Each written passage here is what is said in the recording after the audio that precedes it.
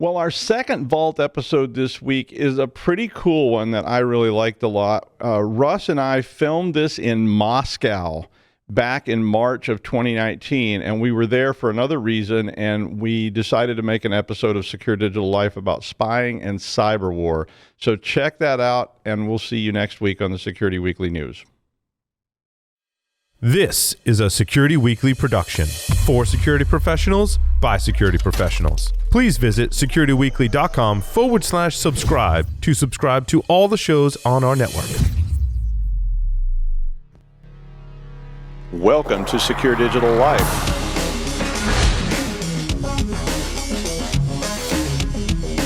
If your users are going to keep putting risky stuff on your machine, you're screwed. So, Todd can help us understand the complexity of blockchain. I was reading through the show notes, man. Oof. In binary, it would be 001. Who cares? But it's probably not significant anyway. Like you're looking out through the HAL dot, like, oh, hey, Dave. It's like Sims, but with, It would be like I Sims. instead of AI, it's only.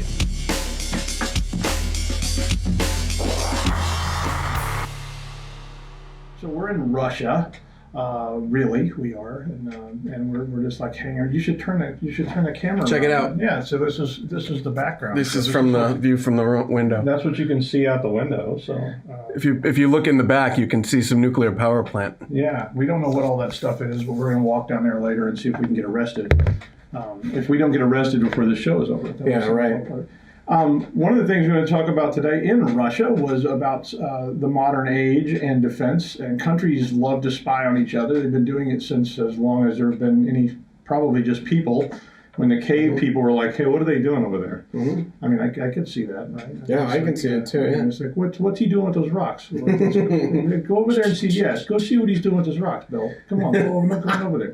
And there's a lot of cave people named Bill. There was a Bilbo. It's not very well known, but there was a lot of cave people named Bill. It was one of the more common Neanderthal names. But regardless of all that, it's really gotten up to a point with the modern age of being really, really easy to do in terms of spying, because if you think about spying 100 years ago, the Civil War was full of spies. There was this big deal about spying, but it was all physical stuff. It would mean somebody literally goes to some place and they live there and they pretend to be something they're not, and they're taking a huge risk. Whereas today, you can do all kinds of spying without actually going there at all. So you can just literally sit back. And if you think about it, up until just about 10 years ago, nations, cities, states, counties, and whatever, they had no cyber hygiene. I mean, there was no such thing as cyber hygiene. I never heard the term. Yeah. And I haven't heard that term until just recently. So basically, in the modern age, spying was a very, very easy thing to do. Mm-hmm. I mean, do you agree with that? Yeah, I absolutely agree. I mean, you've got things, you don't even, like you said, you don't even have to be there with a majority of communications occurring over, e-methods, right? It's very simple to use, tools of the trade to hack in or to surveil, whether it's internationally or domestically. So I mean, it's very easy. I mean, we could sit right here in this hotel, which is in another country. Yeah. So now we're in Russia. We could sit here in this hotel and attack Vietnam or the U.S. And it's very easy, and we don't have to go there at all. We don't even have to take any great risk, because we can go to a place that's very friendly to us. Mm-hmm. And we can sit right there at home. We can sit at home, which would be a lot safer, and do all kinds of attacks and spying or whatever without ever leaving the comfort of our living room, even though we did. So we flew all the way over here. We're not doing any spying. So it's no spying. We're just looking out the window. So if you're out in the parking lot right now doing something, like, put that laser microphone away. Yeah. Well, I was just seeing what those people were doing in the back of that car down there. The one with the windows. Oh, if this car is a rockin'. Exactly. So I was going to break this down into three things then today to talk about warfare, intellectual property, and chaos. Mm-hmm. All those things are different kinds of, we're not really talking about spying like, oh, I'm trying to watch what you're doing. It's just more about, like, how does this stuff work in the context of cyber warfare? Mm-hmm. So if we were really trying to do this, and most of these nation states would probably think about all these things for some kind of attack. I mean, I think most nation states now, at least in the first world kind of countries, are starting to really be aware of this stuff. And I mean, of course, I think every country is starting to be aware of this kind of stuff. Now, in 1941, just north of 700 kilometers north of here is the city of Leningrad, which was, and I called it Leningrad. It's called St. Petersburg now, but it was called Leningrad in 1941.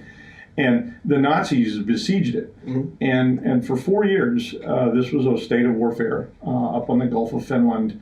Until 1944, the Germans finally withdrew from the siege of Leningrad. They just surrounded the city and they cut it off, and everybody was trapped in there. And it was just totally physical thing. I mean, there was no, there were mechanical things there, but there was no digital component to it. So it was people were cut off in the city of St. Petersburg for years, and all these troops were outside the city, and it was just this horrible, horrible thing. But I mean, basically, that was a different kind of war. I mean, than what I think you would see today if we're talking about warfare. Yeah. One of the things that I would mention today is in World War II, if you wanted to surveil the city, you might have flown an airplane over the city. But that airplane had no digital components. Right.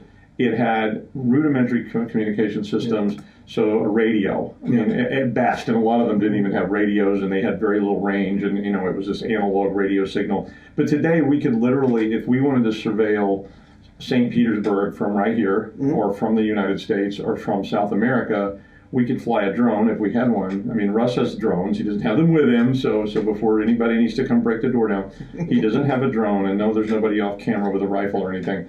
He has drones at home where they're safe and legal, but we could fly a drone over St. Petersburg and do massive amounts of surveillance on that city without ever coming anywhere near. Well, you don't even need drones anymore. Now you've got satellites. Well, we have satellites, but I mean, if you want low-level stuff, or you want to literally fly inside of a building or something, I mean, you've got those big Air Force drones that you can fly all over the world that are controlled by satellite. You've got a little small, and we could get a car and drive up there and sit miles outside the city and fly our little small drones. Yeah. I mean, we could launch a drone out of the hotel room here and go say, what is that? The stuff you saw off in the distance. Yeah. I want to go check it out. And you could fly it. I don't know what the law is here. I would be a little nervous about you launching your drones out the hotel room. That's what but at the same time, we see that all the time going on at airports and everything else where they're causing problems and so forth. And we could literally control that drone. Now, I mean, you can expand that idea when you start talking about warfare. In the siege of Leningrad today, we could say you have a drone that's launching Hellfire missiles. I mean, the Air Force has those. They use them all the time. They take one off from some military base in West Germany and fly it up here at 40,000 feet, and then the thing can come in and launch weapons and do recon and whatever else you want it to do. So it's really different kind of thing from even just small scale, cheap stuff. And then metalhead. I mentioned metalhead because I was thinking about warfare, and I don't think you can think about warfare anymore unless you think about metalhead. I mean, if you haven't watched Black Mirror, go watch Black Mirror. It's a freaky episode too. I mean, you think about drones as like quadcopters or hexcopters, but in this particular episode of Black Mirror, it's a dog. I mean, and it's a thing. It looks like those things they were building in Boston. Oh yeah. I mean, if General Dynamics or Boston Dynamics. Yeah, you've seen those robots they build. They look just like those metalhead things, and these were just security. Yeah. If you haven't watched Black Mirror, I don't know where you've been for the last 2 years, but whatever. Yeah. But the Black Mirror episode called Metalhead is about these people, and they're sort of scavenging, and they go in this warehouse, and oops, they trip this security system, which is these like robots that come chasing after them. But I was thinking, you could besiege a city physically with hundreds of those things that just stand in a row and say, try and get out. We're just going to stand here, and if you try to get out, we're going to come right after you, and you're going to have a big problem with that. So if you surrounded the city of St. Petersburg with metalhead robots, you'd have a big problem. And cyber war could also then mean just compromising all the devices. I mean, if you just now sit down and say, okay, within, say, a 1 mile radius of where we're sitting, how many devices are there that affect the way things work, or that could represent real warfare items? If we were besieging this area around this hotel, what devices would we want to compromise first, and what would that do to us? Well, even in the modern media, we've seen recently, where the American government has chastised like Huawei for, some type of surveillance being happened, where the location data from these particular devices, they were mobile devices, were being reported back to some server in China. So now Huawei's suing the federal government. And then there was another incident where the American government, the military specifically, prohibited the sale SDL or use of DJI drones in the government because of a similar thing. Now, whether or not that was happening or not, or if they were just fear mongering, I mean, I don't know. I can't answer that. But you know, the fact that fear existed, right? And then I think if you also start talking about warfare in the sense of what if your metalheads are running off of Windows NT 4.0. You know, I mean, and that it seems ridiculous, but the truth is that when you look at things, you see this sort of stuff. I mean, all of us see this stuff all the time. You go to the airport and you see, oh, here's a ticketing system that's crashed, and it's sitting there, and you're going, oh, wow, look at that. That's Windows 98. That's Windows 98. I mean, you see it all the time, and you wonder, you know, when you start thinking about military equipment and how long it takes them to spec stuff out, I wonder how much of that kind of stuff exists. And we're not just talking about the United States or Russia or anybody else, it's just in general. But I mean, if you start thinking about military hardware, what if those drones are running on Windows 98 and you can find a way to crash them? I think that's what that battlefield starts to look like then. So it starts to look like there's a game called Othello. Oh, yeah. And if you've never seen the game of Othello, it's I don't know, it's vaguely based on Go. On Go, yeah. But it's not really like really, Go. no. It's like you put one white, Black or white, and you create a chips, yeah. row of white things. All the pellets in between flip over, and so I think that's what that sort of modern battlefield could start to look like. Is it's like we got tanks and you got tanks, and I'm trying to take over your tanks and you're trying to take over my tanks. And maybe it eventually just sort of expands to where there's not any tanks at all. It's like capture the flag now. Yeah. So it's just like who's in charge? How do we get control of the most systems? Who's in charge of the most systems? And how do we use them? I mean, there's another issue of this too, is about exploits. You know, like we saw, like Eternal Blue. Yeah. Like when the NSA exploit Eternal Blue was released, it becomes ineffective. And there's always been this whole thing about when do you use the things that you know. Yeah. Famous, so as long as we're talking about World War II, famous incidents from World War II were like the Purple Code from Japan. We compromised it, but we didn't want them to know we compromised it. So if every time they plan an action, we do something, they're going to know they're going to change the code. Yeah. So what happens is that people kind of back up from that and they go, well, we're only going to do a little bit. And that's, of course, turns into this whole, like, we could have a whole course in ethics and spend all day talking about the ethics of whether or not you do that.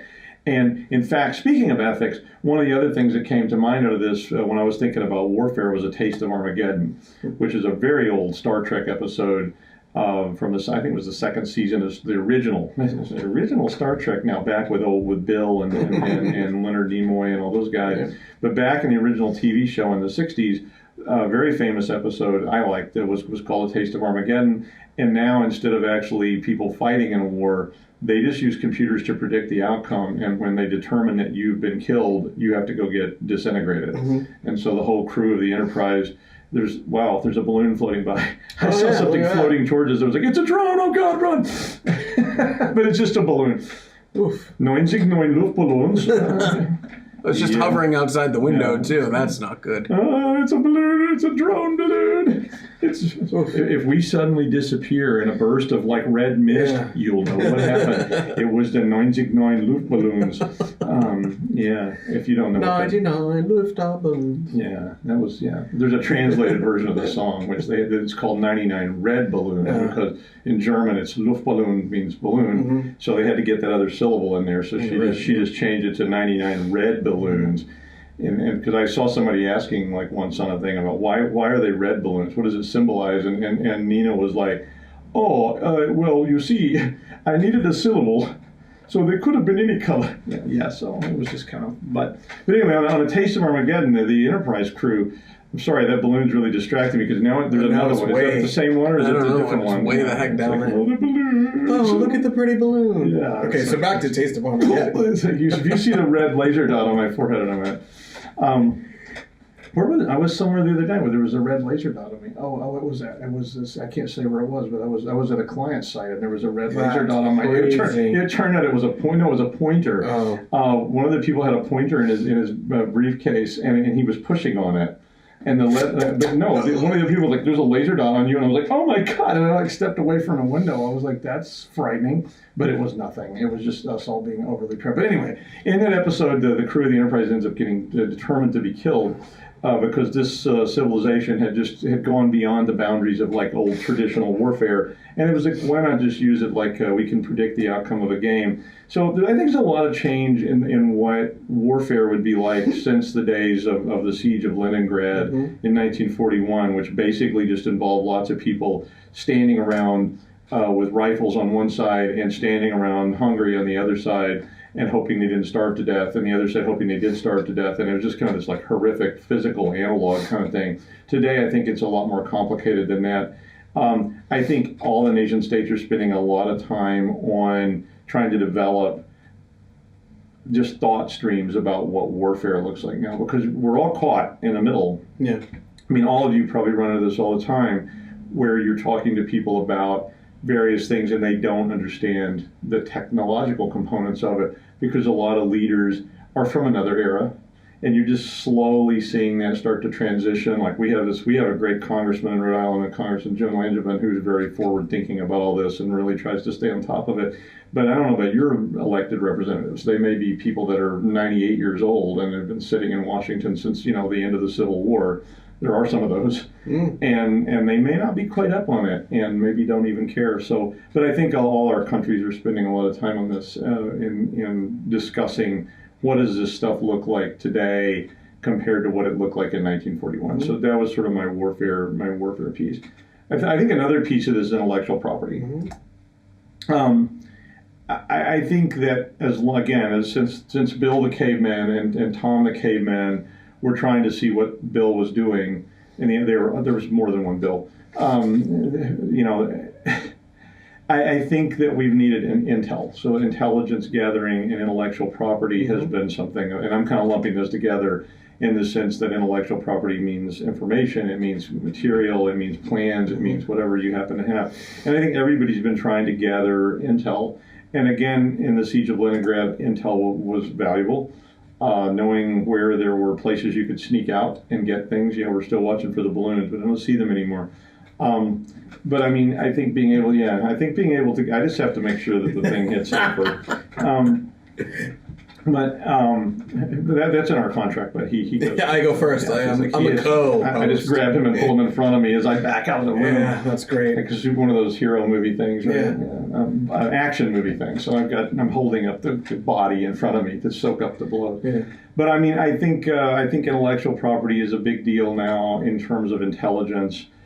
Knowing the fact that all those drones that are flying outside our window are running on Windows 98 is an incredible piece of intel that would really be valuable to a military entity or a spying entity, and saying, those are not balloons. I mean, just knowing that and saying that's not a balloon, that's it's a space station. It's a Wi-Fi seeking drone that floats around the city looking for people that are using Wi-Fi illegally. I think it's actually a balloon. But, I think so. But the idea of that and that piece of intel would be really, really valuable. So somebody who could report on something like that would be useful. And I mean, and we've always had those people. We still do. I'm sure both sides have people that are sitting here in these cities just watching what's going on. And I know that the State Department has people reading newspapers from here and saying what was in the news yesterday. Was there reports of violence, and was there reports of chaos, or was everything normal, and just writing up little reports on that kind of stuff. Is sarin gas lighter than air? Oh, that's bad. There's also R&D. Yeah. I mean, everybody's developing things. So whether it's a train or it's a car or it's an airplane or it's a remote control balloon that's floating around outside of hotel windows, if you can build a better Trabant, which is a famous East German car. If you've never seen a Trabant, they were notorious East German vehicles that were like really, really cheap and had 2-cylinder engines or something like that. Or a Lada. Lada's a really famous Russian car. I've not seen any Ladas here, which is sad, because you saw those in Europe and they were really cool. But I mean, if you can take the plans for that, if you could steal the plans for that, if you can acquire that information, then suddenly you have a piece of valuable stuff. Whether it's tank plans or balloon plans or Lada plans, all those things are valuable components and designs that you could use, and they can also then turn into valuable intel for warfare. So Stuxnet is my example of that. If you don't know what Stuxnet was, the belief is that the United States and the United States and the Israelis developed the Stuxnet virus. It was based on intel, because if you didn't have the intel, you didn't know how it was put together, you couldn't have written the virus in the first place. But the idea of it was to attack a certain very specific piece of equipment that is used in, I think it's gaseous diffusion. Mm-hmm. Is that what it was? Maybe, yeah. I'm not... Well, typically they use centrifuges in the enrichment of uranium, mm-hmm. and gaseous diffusion is a centrifuge-based process. And gaseous diffusion relies on these centrifuges to spin these gases, and they enrich the uranium that way. So it's like SCADA device type thing? Well, yeah, they would be SCADA. But now the ones in Iran were air-gapped, so they were not connected to the internet. Yeah. And so when Stuxnet was enabled, the way that they got the Stuxnet virus delivered was on USBs. So they had to get someone to carry the USB inside. I don't know how they did that. I don't know if they did it by throwing them in the parking lot or what. I mean, that was reputedly free. Well, reputedly, there was things were happening to the FBI that foreign agents were tossing USB keys in the parking lots and turning all that stuff over to them. But Stuxnet was going to overrun. They exploited the hardware, so the design of the hardware, to make the thing over rev, so that it would overheat and like burn or to be damaged. And so there was an actual, I used to say there was no malware that damaged hardware, because there used to be these rumors that there were viruses that would cause your hard drive to spin until it caught on fire. Yeah. And I never ever saw one of those things in practice. I mean, I don't think it's even possible with a hard drive. Yeah. But with these centrifuges, it was possible. Yeah. And Stuxnet was designed to do just that. And so suddenly this was a form of warfare that relied really heavily on intellectual property, because if you didn't have the information about how these things were manufactured, how they worked, and remember, they were air-gapped. So if you've not ever heard us use the term air-gapped, have we ever used the term air-gapped before? Just today, as far as I know. Yeah, as far as I know. Air-gapped means you unplug it. So if you air-gap something, and it's an actual defense, you can put these in your defensive plans for your networks. Mm-hmm. I was actually talking in a commercial setting the other day about just that. We were talking about breaking glass procedures, and what do you do when something happens? And I was actually talking about, when do you do this? Yeah. You have to have a plan. It's just like every other plan. So, but anyway, that kind of intellectual property exploit, I think, is also a key to modern warfare. And it was probably a key to old warfare, because if you could steal the plans for a submarine, that was pretty valuable. Yeah. I mean, if you had a civil war, and they actually had there was a submarine in the Civil War. Do you know that? No, I didn't know. The Confederates had a submarine. Did they? Mm-hmm. They sure did, and it sank. It was crazy. It was like It was this gadget, and it went underground, and it was hand cranked by the people on board, and it had a big harpoon on the front of it with a TNT charge, and they would sail a harpoon into the side of a ship from underneath. Wow. And yeah, it didn't work. It was really bad, and but it was like one of the first examples of submarine warfare. But I mean, think if you have the plans for that, or you have the plans for a ship, you know where the weakness is. Mm-hmm. If you have the plans for the balloon drone, you know what is a balloon drone capable of? How can I stop it? How can I defend myself against it? And all those things to me start to become sort of the key elements of how do you conduct warfare in a modern age. And again, it comes back to a taste of Armageddon, in the sense of, well, maybe it all just turns into this like prediction. So now I'm just going to use a predictive model of warfare and go, okay, here let's just all agree nobody needs to die unless they do. You know, that we want to take over France. So we all sit down and we all put our contributions into the algorithm, and the algorithm spits out, you won. But I mean, we're even moving to that in a more physical manner too. Like if you think of classical mechanics transitioning into quantum mechanics, right? Classical mechanics was all about measurable data points, data sets, absolute values. Now, and that's not to be absolute, meaning the absolute positive value, but and as you move into a quantum system, everything becomes about probabilities and outcomes. And it's like it's a 30% probability that the electron is here and it has this energy level. So, and I mean that's what A Taste of Armageddon was about, which is scary. I mean, it was a really cool, forward-thinking idea from Star Trek, but it was the reality of it was it's not that far off. Mm-hmm. And I mean, we are at that point where we have such sophisticated techniques that maybe in the next 20 years, suddenly warfare changes to just really two artificially intelligent systems that us poor humans can't even understand. Neuromancer. Well, yeah, duking it out, and in some game with counters we don't even understand. Just saying, okay, Wintermute and Neuromancer have decided to fight over who controls something the poor humans don't even understand, and they're just arguing about it, and it's like, okay, yeah, we win. Okay, thanks, have a nice day. And of course, the good news about that is we may all just not even notice. It was like, oh yeah, Neuromancer won. Okay, yes. The bad news is we don't even exist. The coloring on the drink machines changed from red to green, so I don't taste the same, but who cares? But now, ooh, I don't know. I mean, I think all that stuff is very complicated. Intellectual property becomes then about also bankrupting people.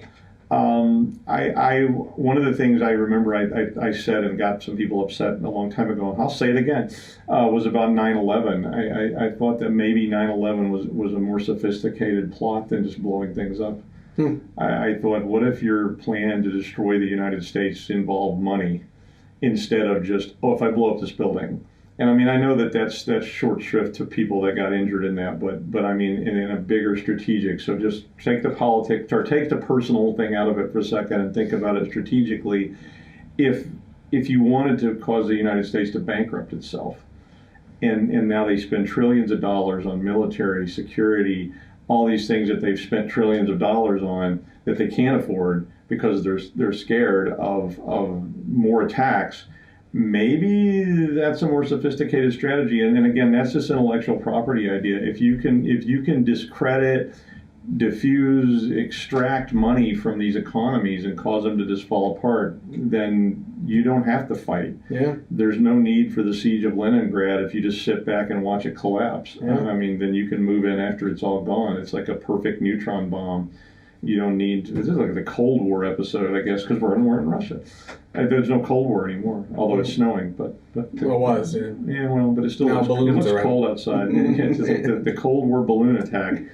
Another one I had was Chaos, and in the show notes I spelled it KOS in honor of Get Smart, which was a very, very old television program. I know they made some bad movies from it, but Maxwell Smart. There was a very Don Adams was in the original show in the '60s. Very clever show. If you've never seen it, it's actually, it was way ahead of its time. There was this huge thing in the '60s because of the Cold War about spies, and there was a lot of television shows like The Man from U.N.C.L.E., Get Smart was another one. In fact, The Man from U.N.C.L.E. starred somebody. We won't say who. You know who was in The Man from U.N.C.L.E.? Was that? No. Yeah, that was Bill Cosby was in that. Was he? Mm-hmm. Bill Cosby was in the Man. Was he in The Man from U.N.C.L.E.? What was it? Bill Cosby was in one of those shows. There was a bunch of spy shows in the '60s, like television shows. I'm trying to think about it. Something. Well, Bill Cosby was in one of them. We don't want to talk about him. Yeah. Sorry, Bill. But anyway, Chaos was the enemy in Get Smart. But I put Chaos in here because, I think as we start talking about warfare, Chaos becomes a much more important piece of this. And the fact that we have technology and the technological capability means that Chaos is much different than it was before. Mm-hmm. So my example was if Tyler Durden gets a bunch of waiters to pee in the soup, and if you don't know that reference, it's Fight Club. Fight Club, yeah. And but I mean, the idea of that has always been there. So again, the cavemen were, why don't you go over there in their camp and pee in the soup, And, I mean, and use the splicing single frames of hardcore pornography into family film. Or if the soap. Oh, I love that movie so much. It's great. Anyway, I mean, the idea of that has always been around. So, I mean, in the Civil War, there were agitators. So they sent people. There was a couple of famous incidents in New York City where the Confederates sent some people in there with white phosphorus and they started fires. And during the Civil War, they burned down P.T. Barnum's museum because it was just an act of chaos, and they were trying to make people unhappy about the war. You've seen this over and over and over again. A lot of people conjectured that in the Vietnam War, a lot of the protesters are being bankrolled by foreign powers. Don't know if it's true or not. Just the idea of it was that it could be. So these provocateurs were being planted and put in there. But today we can do this so much easier. I can do this through social media. Yeah. I can just jump on social media and you've heard people talk about fake news. Yeah. It's very difficult to discern between real news and fake news, because you don't know what to trust, and you see something like, there's a lot of talk right now about anti-vaccine people. Oh yeah. And if you're an anti-vaxxer, I don't like you. Please stay away from me. I like my vaccines. I don't enjoy getting smallpox. What is it? Mercury and autism both. I had every one of those vaccines, and look how I turned out. Yeah.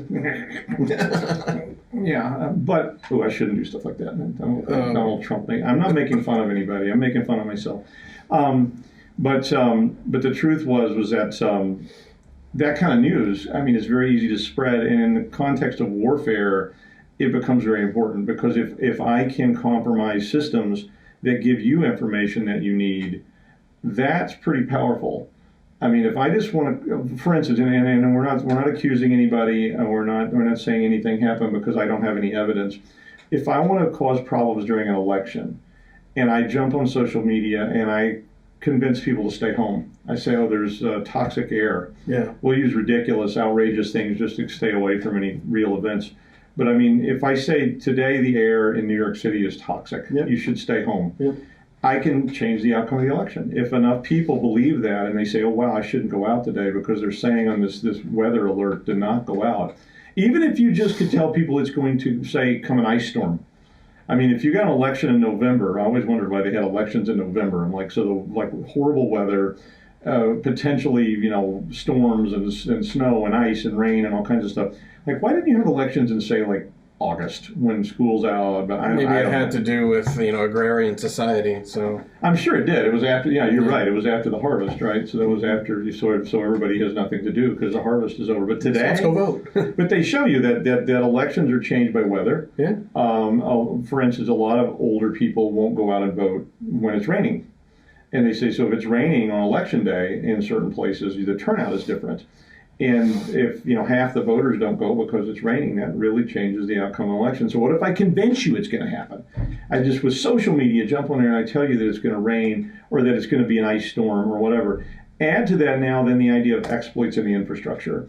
I mean, if I could cause every stoplight in the city of Boston to turn green tomorrow at noon, or for St. Patrick's Day. Which, by the way, you can. I mean, the fire and first responders have those remotes that turn the lights. Is that real?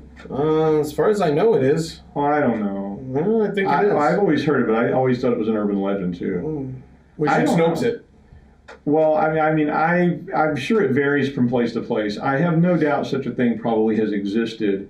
I don't think it exists everywhere, because if it did, somebody would have exploited it by now, and we would have probably seen it. So if you have one of those, let me know. I mean, you don't have to give it to me. But I just like to know that. I would just like somebody to tell me that it's write in and tell us that you have one of those gadgets, or you've seen it in firsthand. That you were an EMT and you used to use it. I mean, it's fine, but I mean, the idea of it is very true. And if for St. Patrick's Day you flipped all the stoplights in Boston green, can you imagine what kind of chaos this would cause?